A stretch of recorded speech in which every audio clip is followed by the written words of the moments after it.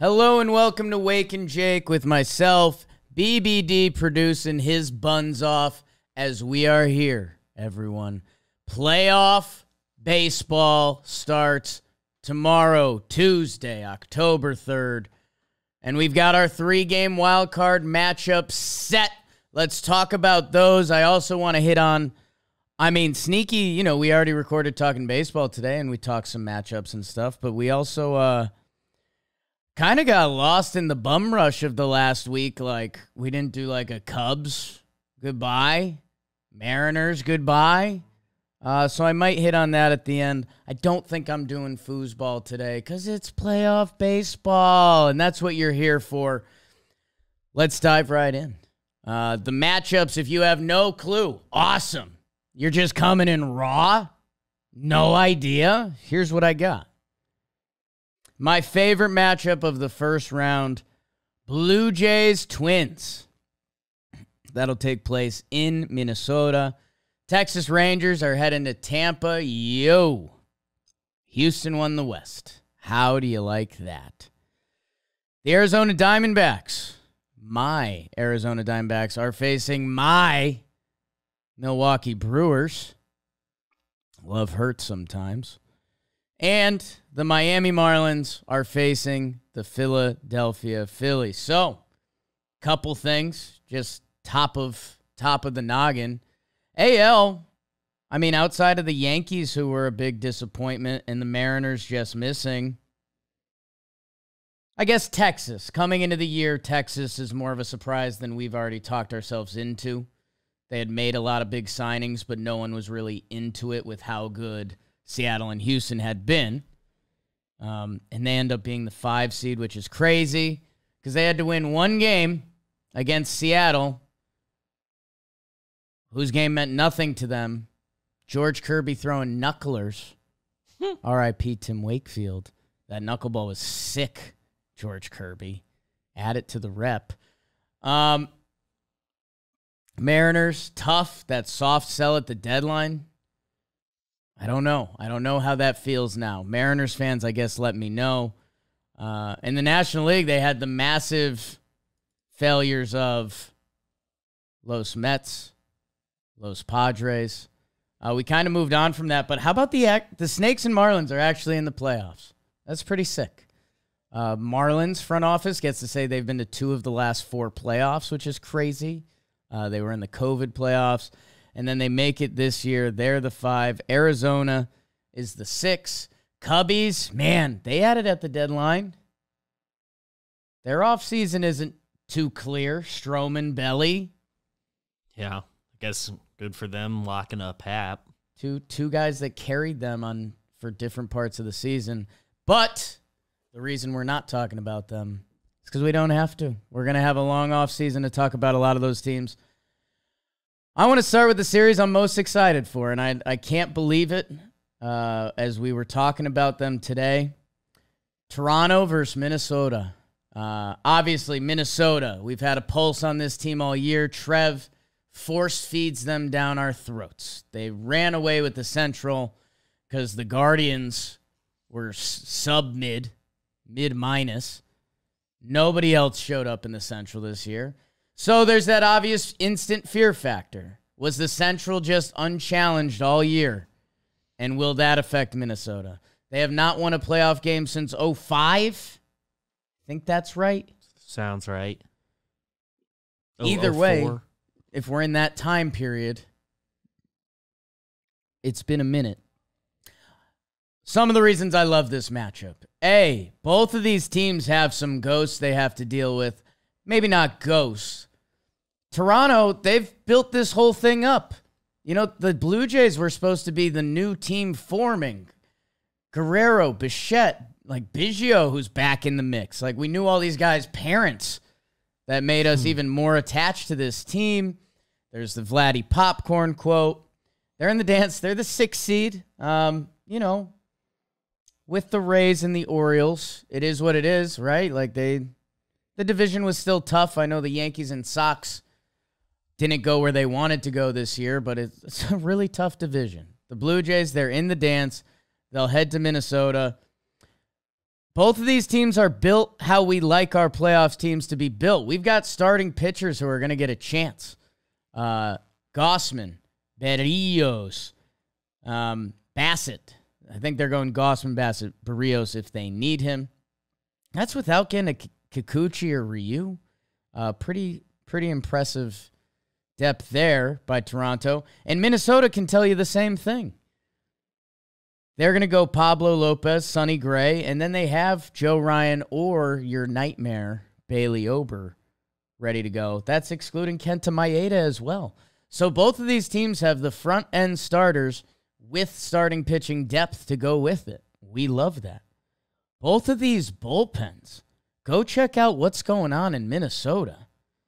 Chris Paddock throwing near a hunch piece. Alcala was doing that before. Brock Stewart was a storyline earlier on in the season. We haven't even gotten to their go-to guys yet. Duran.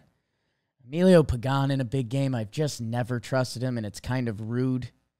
He kind of has baby Sonny Gray face, and I've just seen him get hit before. It's really unfair. But Louis Varland, Tealbar, Jax. Minnesota has arms for days, and so does Toronto. Toronto, man, they could kick it in the pen. Romano, Hicks and Cabrera from St. Louis have both been good for them. Righty and lefty option. Eric Swanson, they got him for Teoscar. There's a reason they brought him in to be the late guy. Tim Meza, go look at the year he had. That's before getting to Yimi Garcia, who they love giving him the pill. I've seen so much of him in the past couple of years. Chad Green in the back of that bullpen, still coming off TJ, but these teams have arms to go to. That will not be a problem. In the lineup, and this is what I don't know, Minnesota, and I'm going off Trevor Plouffe's words. He said the lineup's figured it out. Second half of the season has been different than the first half. They've got some lefty-righty platoon options that they're interested to press that button, and that's going to be one of the storylines. This is a series where the Twins have lefty-righty options. Are they going to try to bait each other into that? Are you going to see an early lefty or righty out of the pen to try to make them make the move? Who's going to do it? And when you make that one move, and I did, we interviewed Aaron Boone this year. I don't know if you guys know that. He had one of his better lines. We were talking to him about pinch hitting. And I think he did or he didn't pinch hit someone. And we were like, hey, when you make that pinch hit move, are you surprised it's not successful? I forget exactly how it came out, but he was like, if you pinch hit someone, you almost expect it to be unsuccessful. I forget the way he phrased it. It's a losing proposition. Yeah, like hitting itself is a losing proposition. Yeah. Pinch hitting is harder than regular hitting because you're not getting at bats.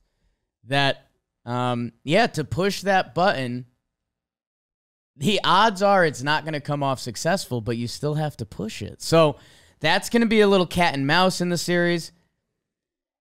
And these are 3-game playoffs.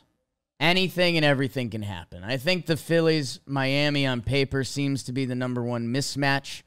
Experience, talent, all of that. Miami could easily win. There's like a 36% chance Miami wins the series. It's baseball, and it's 3 games. It's crazy. When I look at the lineup, Toronto's got the guys that need to go do. Vladdy, it's time. It's time. You're Vladimir Guerrero Jr. It's the playoffs. It's time. Bo Bichette, he's back and hitting. It's time. And then, sure, the Kirks, the Biggios, Farshow. When Matty Chapman and Kevin Kiermaier are becoming bonus pieces, I like that. Kevin Kiermaier's played in a lot of playoff games, and he's going to make the right defensive play, and he's going to run if he's on. Matt Chapman is going to play special defense, and he's also a massive threat. I think he led the AL in doubles. And right now they have Matty Chapman slotted into their 8th slot or so. Is a bit of an odd duck season for him, but Matt Chapman's a threat. Matt Chapman can have a 2-homer playoff game. And the two guys I haven't mentioned, and I want you to think about this. That was dramatic. Didn't like how I said that. Know who's been batting 1-2 for your Toronto Blue Jays? Springer and Belt. George Springer. Don't forget where that guy's been, man. George Springer has some serious World Series MVP. George Springer. Put some respect on his name. 4-time All-Star. George Springer's done that. He's going to be leading off. And I think he finished strong. Let me double check to see if that's true or if I made that up in my head movies. He had a really good August and then an okay September, October. George Springer has all-time leadoff home run numbers. He might have MLB playoff leadoff home run records. I'm blanking on that one. George Springer's going to be there. He's going to set the tone. Brandon Belt. Man, was he one of the sneakier signings of this offseason. Here's Brandon Belt's stats. 103 games played this year. 254, 369, and 858 OPS. Brandon Belt has been the left-handed threat that Toronto had been looking for. And he breaks up that lineup. He is a 2-time World Series champion. So, Toronto on paper, I think we jump to the kids because that's kind of what turned around the franchise. But that Springer signing where they went the extra year, he'll be setting the tone. Brandon Belt's been really good this year. He breaks up the righties for them. I'm not saying they're going to win. When it's all in the pot, Toronto's time is now or never. Minnesota's dealing with their own curse. Either way, and I can't tell if this is me being, I don't want to say obnoxious, blind. I don't know if this is me being blind or wanting to be blind. I think whoever comes out of Toronto and Minnesota, I think I'm going to take them over Houston. I don't know. Maybe that's obnoxious. Maybe it's just flat out stupid. The Houston Astros go to the CS. That's a losing bet. Toronto or Minnesota, whoever comes out on the other side of that, they're going to have pitchers ready to go, whether it's a Kikuchi, Ryu, or Barrios. For the Twins, compliments to them, man.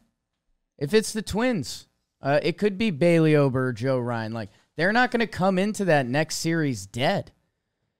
So I really like that for either of those teams, and it's going to be a deep exhale. It really is. Toronto, it's been time. We've been waiting for it. Minnesota has not won a playoff game in BBD's life, basically. Slight exaggeration, but. The other. Consciousness.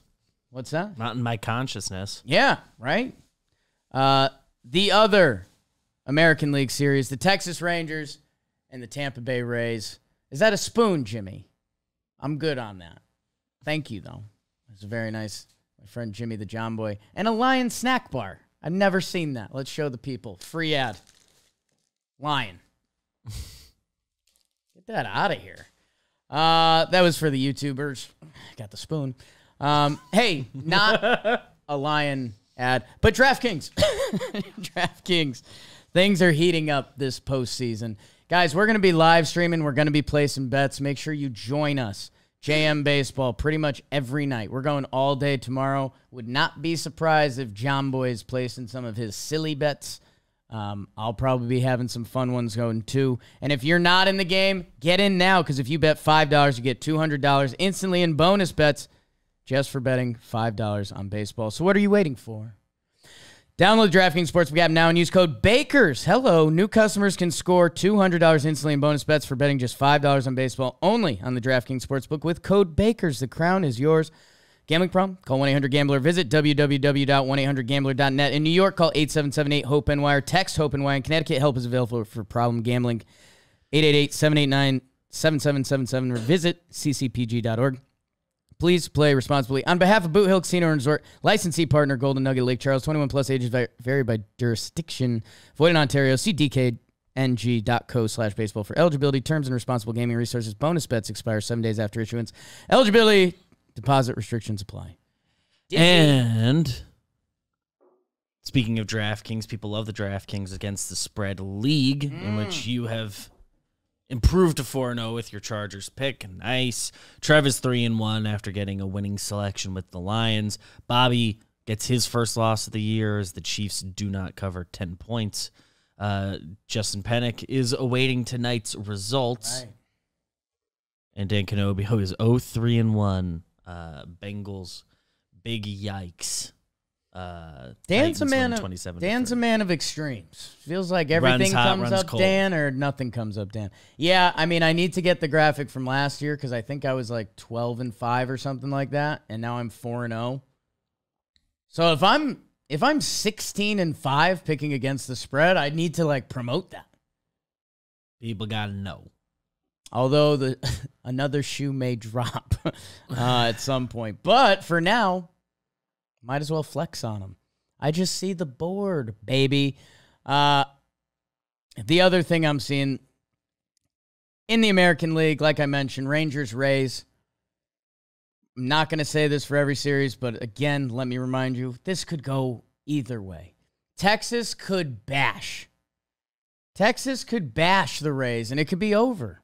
It's baseball. Their lineup top to bottom, when they're on, it's lefty, righty, it's relentless. Simeon, Seager, Adolis Garcia, Nathaniel Lowe playing against his brother. How fun is that? Thick neck Josh Young is back. Jonah Heim, Leody Tavares, Evan Carter. That's with Duran, Grossman, Jankowski. I've done this with you guys many times. The Texas Rangers could come in and just maul. Monty has some playoff experience. Evaldi has playoff experience. Chapman does too. We're scared for the bullpen. Nobody knows what that's going to look like for Texas. Every out is going to be painstaking. Maybe Will Smith locks in and becomes that guy, because maybe he is that guy. Texas could mash their way through Tampa. However, they led the AL West all season.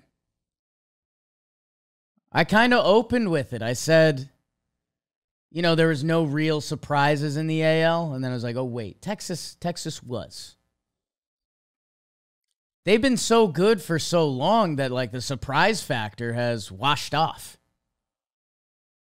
And then they go into the last day of the season. They could win the West. They could get the 2 seed. They could get the bye. Then you start talking to yourself like, hey, that bullpen got a couple days to rest up. We might kick some other bodies back there. We've seen teams cure a bad bullpen. It's one of the things you can fix kind of quickly with 1 or 2 dudes stepping up. See Nationals. Now they're in the wild card at the Trop. That's a nightmare. It's a nightmare. Playing 3 o'clock games. Here's Tyler Glass now. Here's their bullpen. Maybe we get another Rays clock. Remember that graphic that kept popping up? Is that 2020 World Series? Forget if it was during the World Series or against our Yanks or sometime during that run, though. That clock graphic got a lot of run. And I think they could do it again. Between Armstrong, Diekman, Kittredge, Stevenson, Poche, Fairbanks, we can make a nice clock. Let me see your clock. And the other thing that made me do a little bit of a head turn, in previous Rays season, it's been like, okay, it's McClanahan and then Survive. Shane Baz. Remember him and his Jack dad in the playoffs? That was fun. The Rays have 3. They'll go Glass now, Eflin, Savale. I know Eflin, Savale don't strike fear in you. Oh, there's the arm graphic. Hello. Is that not what it's all about? My goodness. That's sports. That is sports. Zach Eflin had an awesome season. Awesome season. Savale is really good. Really good. So the Rays starting pitching, no question marks. Glasnow's kind of a 1. Glasnow is a 1. Eflin, more or less a 2. Savale a 3, sure. Why not? Their bullpen set and ready to go. The lineup is interesting because it's some Rays stuff, man. Outside of Yandy Diaz, Randy Arozarena, the best to ever do it. Isaac Paredes, not a household name, but put together a really good season. And then Josh Lowe deserves love too, Nathaniel's brother. They do, I think they still sit him against some lefties, and if Jordan Montgomery's getting a start, that's something of note. But he has pinch hit and come off the bench, so he'll be ready to go there. And he is a problem, man. That dude is so good. There are some dudes on the Rays that, I'll be honest, I can't give you the full scouting report on. And it's either going to be coming out party, and we're going to be like, wow, this organization, which we've done this with the Rays before. These are a couple guys in the projected Rays starting lineup. Awaken Jake celebrity at this point from the Foolish Bailey trade episode. Junior Caminero. Right now, Fangraphs has him slotted as your 2-hole hitter. He's 20 years old. Coming out party? Or are we going to be like, wow, this Rays lineup is thin? Jonathan Aranda, 25 years old. Currently slotted at DH. What am I going to get from him? I have no clue. We could be walking away and being like, damn, Ray's going Ray, and you're going to get got. Like, I didn't shout out Harold Ramirez there, who at points this season has been incredible. Manny Margot, Coach Ballgame's favorite player. The Rays have been here before. Anything that I would look to, like generic sports stuff, home field. What kind of home field? Z-Trop. We're playing weird afternoon games. Rays have kind of known they've been going for the wild card. You know, they were hunting the Orioles, but they never really got that close. I think there was that one series. They played Baltimore. They won the first 2, and then they lost the next 2, something like that. I think so. I think it got within a game, and then it was... Yeah. Did they tie it for a sec? I think they might have. After that, the dream was kind of over. Texas, I mean... So the past 2 weeks, you know, when Seattle fully came up and Houston was back, the West wasn't decided. You know, Texas was fighting for their playoff life. So in a way, hey, we're in Seattle. Those guys we were playing, look at their faces. It's over. So there's a little bit of that, but it's also, wait, we were so close to getting the bye and having home field? And now we're playing 3 p.m. games at the Trop? Like... It's where these wild card games are cool yet bizarre. Like, there's the Rays with Tyler Glasnow could win tomorrow. And that would just be the facts, Jacks. 4-1. Rays win in the Trop. Glasnow shoved. The bullpen was great. Boom. Let's say that does happen. If you're the Texas Rangers, are you going to be looking up in the 5th inning of Game 2? Being like, wait, we're down 2-0 again. Our season's on the line. And we could have been home just watching these games. If those thoughts enter your head, it's over. Texas could dominate. It's tough to dominate the Rays. And if the Rays are in it and around it, I'm going Rays. Which would be a brutal end of the roller coaster ride for the Texas Rangers. It's going to be the next steps, which we'll be able to talk to you guys between now and then, but winner of Tampa, Texas, goes on and faces Baltimore. Either of those are pretty electric for me. I kind of lean Texas, if I'm being honest. Those games would be crazy. Every inning would be offensive chaos. And then Toronto, Minnesota, I'm kind of good with whatever. I kind of like both storylines. A slight lean Toronto, because I do get sucked into their stars a little bit. Bo Bichette, Vladdy on the national stage trying to take down the Astros. That would actually get Toronto like a lot of fans. Yeah. If those kids are lined up against Houston, especially if they did take them down. Not saying it's going to happen. They still have to get past Toronto. And by the way, if they don't, I will be calling them soft. Like, Toronto, man. If you're the team the Twins beat. Not now, when? And yeah. Whichever team in that series loses is going to get memed to death. Yeah. Either of those franchises is going to be in a little bit of a dark place. In the National League, Snakes, Brewers, of course. Of course. The two organizations that have been the friendliest to me. If your organization starts being friendly to me, maybe we'll see you in the playoffs. I really like this Brewers team. I think they are Brewers to a T. They play good defense. They can pitch.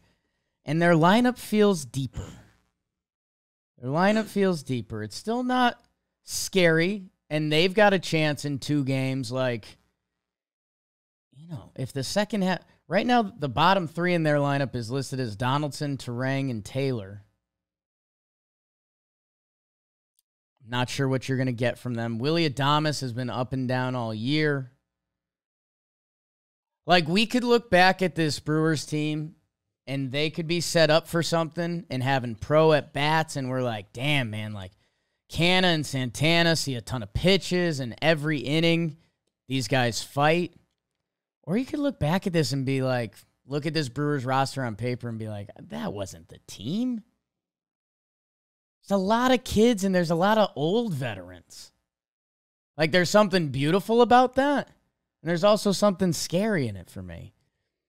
Snakes are playing with house money for me. They actually made the playoffs. They were around in the West. Were they going to be able to hold off the mighty Padres? The Giants were around. They survived them. Then the wild card race, Cubs, Reds, they survived it.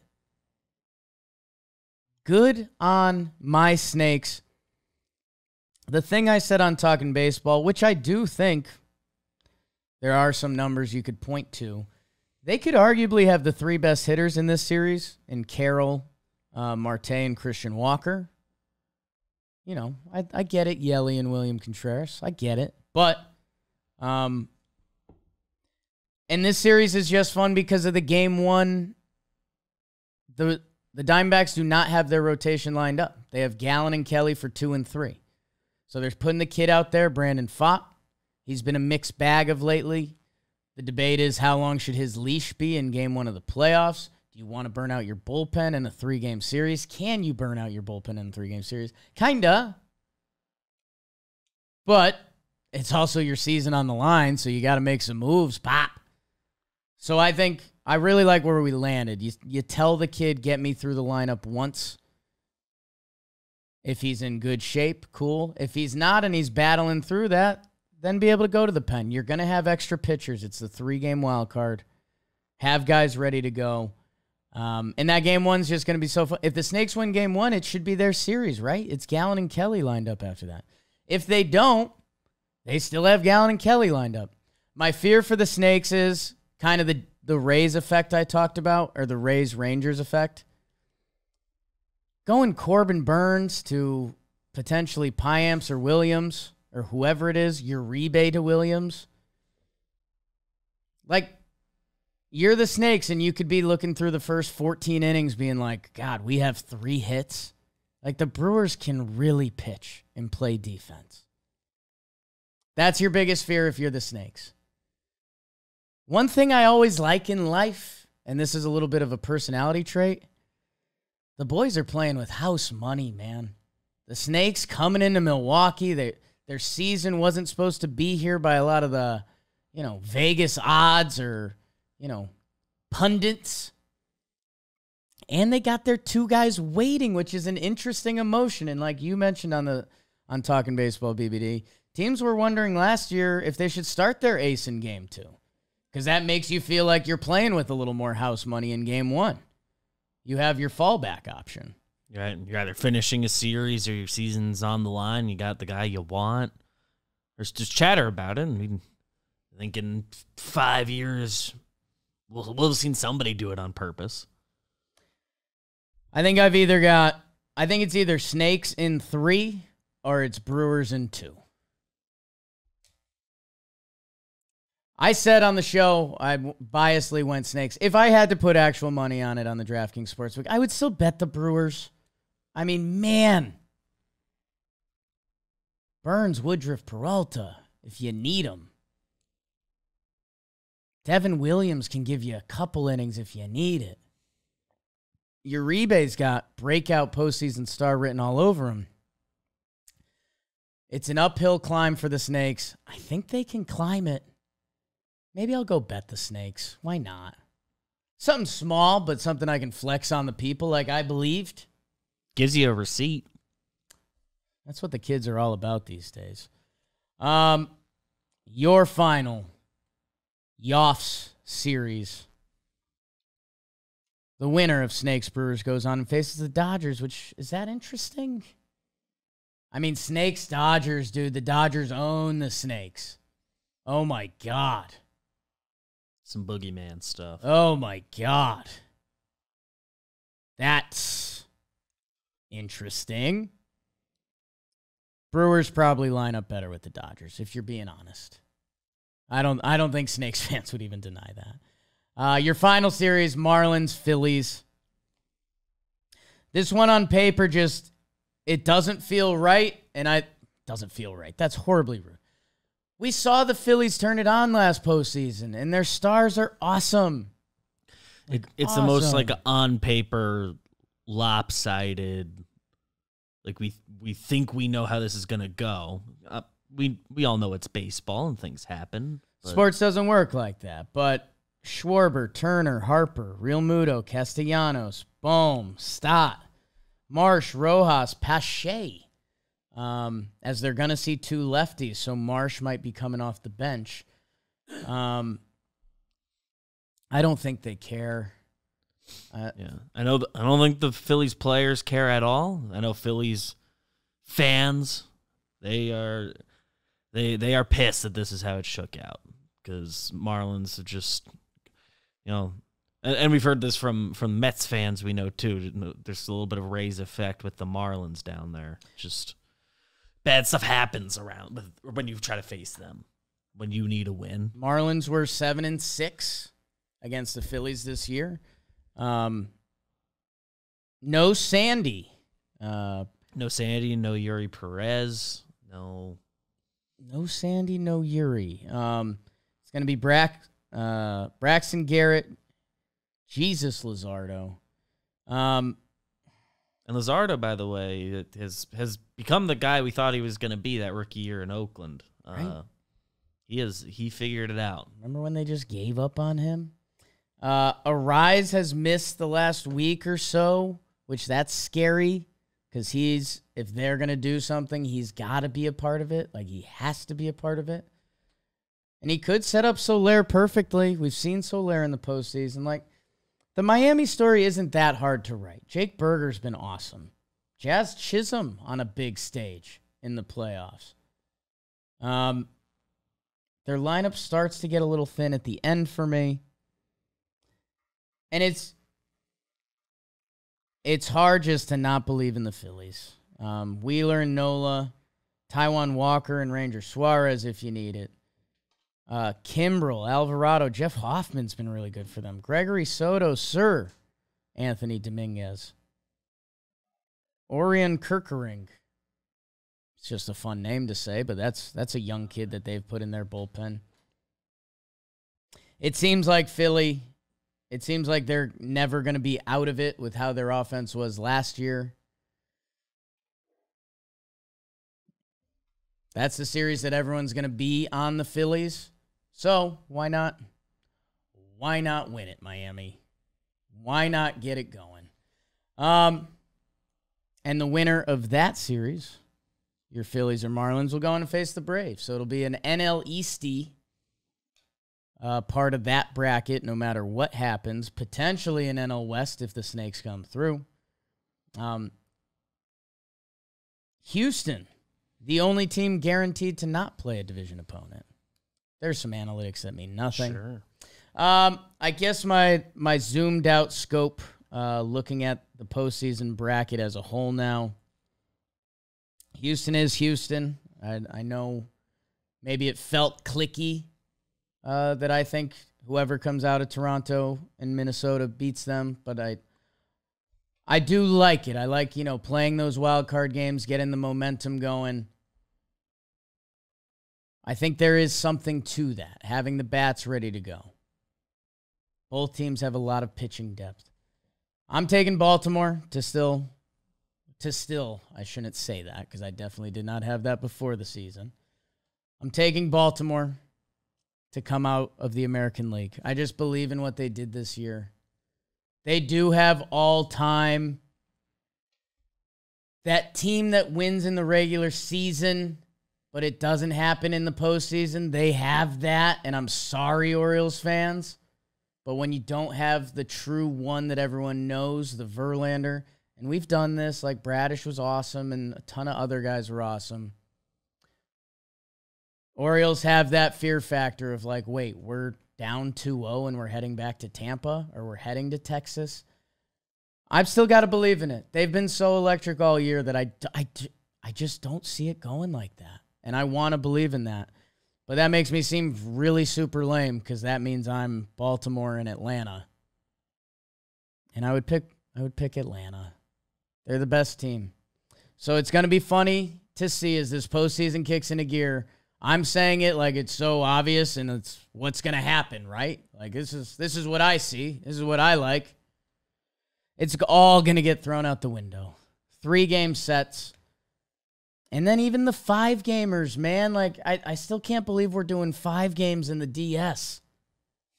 Like what? Why aren't we doing 7? Like, can the Phillies beat the Braves in 5-game set? Absolutely. Harper, Schwarber, Castellanos get hot. Braves have a couple double play balls. Like, baseball Susan. I'm excited to tune in. It's kind of shocking that it's already here, but it is. We are going to be streaming in the JM Livestream Lounge, DraftKings Livestream Lounge. Placing some bets, watching all the playoff games. I think we're doing a full-blown binge day tomorrow. I think farm to table, pitch 1 to the last pitch of the day. We're going to watch every game, get the playoffs started, and then we'll be streaming kind of the... Mostly individual games and some front and back end. Yeah, like the premier night game. We'll see how these series are going. Would love if, maybe something like Arizona and Milwaukee's the 7 o'clock game. Like maybe we start with one of those and we finish with the 8 p.m. Game, the game should be quicker now because we're playing by new rules, so we shouldn't have that 4.5-hour playoff game. We're toying with recording our recap eps right after anyway, so excited. Come join us for the live streams. The chat is awesome. We have a lot of fun. I think we'll see you Wednesday. Maybe we'll save Wake and Jake to know the matchups. So maybe it'll be a preview before our preview. Maybe it'll be a Thursday drop. And hey, I thank you guys. I love you. Enjoy the ball. Sports.